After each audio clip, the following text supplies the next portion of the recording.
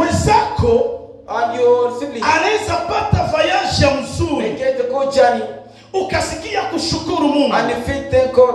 Mwenzako Your neighbor anaweza pata promotion mkazi, get a promotion in work, ukasikia and you feel kubarikiwa pia katika maisha yako. be blessed also in your life.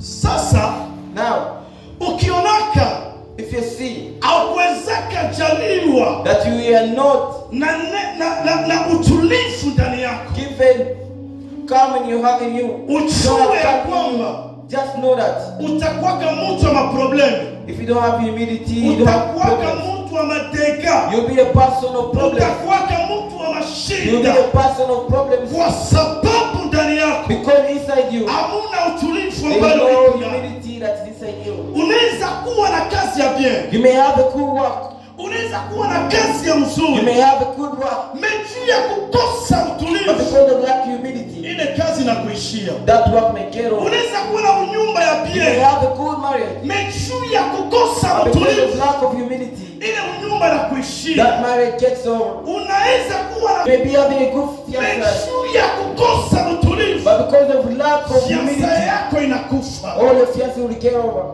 Haleluya.